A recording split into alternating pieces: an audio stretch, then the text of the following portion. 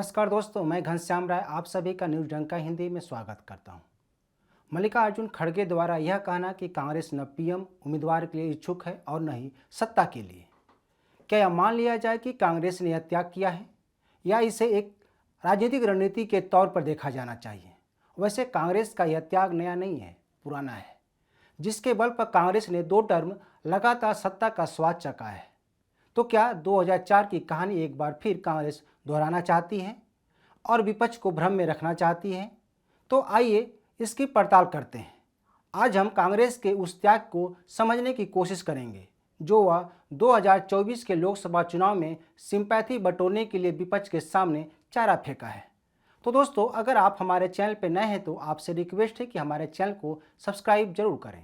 दरअसल 18 जुलाई को जब बेंगलुरु में बैठक हुई थी तो यहाँ 15 के बजाय 26 राजनीतिक दल एकत्रित हुए थे, जबकि 23 जून को पटना में हुई बैठक में केवल 15 दल शामिल हुए थे। इसके बाद तो विपक्ष का पूरा चेहरा ही बदल गया। दूसरी बैठक जो शिमला में होने वाली थी वह बेंगलुरु में शिफ्ट हो गई। पहली बैठक में यही कहा गया था, जबकि इसकी जानकारी शरद पवार ने दी। उसके बाद सोनिया गांधी की डिनर कूटनीति भी सामने आती है और बेंगलुरु में कांग्रेस पूरी तरह से विपक्ष पर हावी दिखती है। एक तरह से कहा जा सकता है कि कांग्रेस ने पूरी तरह से विपक्ष को हाईजैक कर लिया। विपक्ष की दूसरी मीटिंग में अगर कोई चेहरा सामने आया तो वह केवल कांग्रेस के नेताओं का, जिसमें सोनिया गांधी, राहुल गांधी और मल्लिकार्जुन खड़गे शामिल थे। इतना ही नहीं, इस बैठक में विपक्ष के गठबंधन का जो नाम सुझाया गया वह भी कांग्रेस की ओर से आया, ऐसा मीडिया में कहा गया। वैसे इस बात की पहले भी चर्चा तेज हो गई थी कि क्या विपक्ष के इस जुटान का नाम बदला जाएगा या यूपीए ही रहेगा।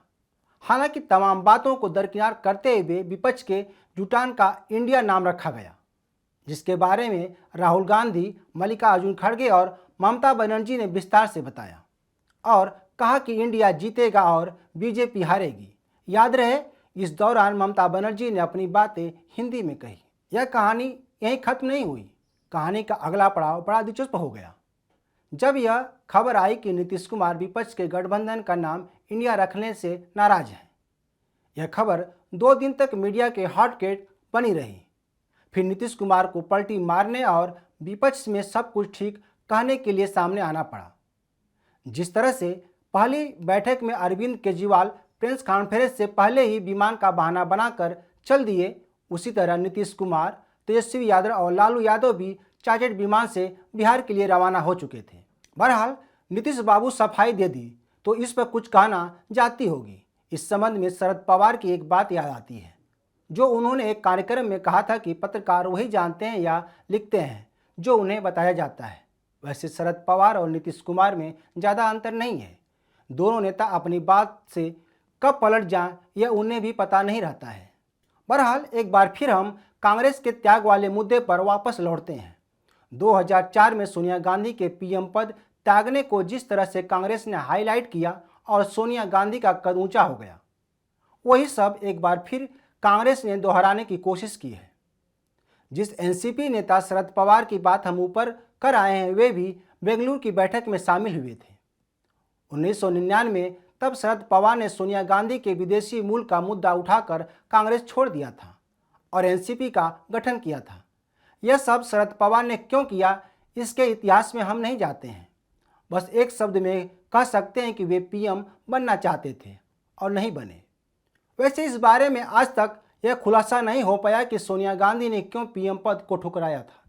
इसके बारे में जितनी मुंह उतनी बातें कही जाती है, लेकिन सच्चाई क्या है यह कभी सामने नहीं आया। एक बार सोनिया गांधी ने कहा था कि वे एक पुस्तक लिखेंगे। इसके बाद यह कयास लगाने जाने लगे थे कि शायद इस बात का खुलासा होगा जिसका सभी को इंतजार है। वहीं कांग्रेस के नेता नटवर सिंह ने अपनी किताब में कहा था कि सोनिया गांधी राहुल गांधी की वजह से पीएम पद को ठुकरा दिया था, लेकिन उनकी बातों को तकनीकी रूप से नकारा जा चुका है।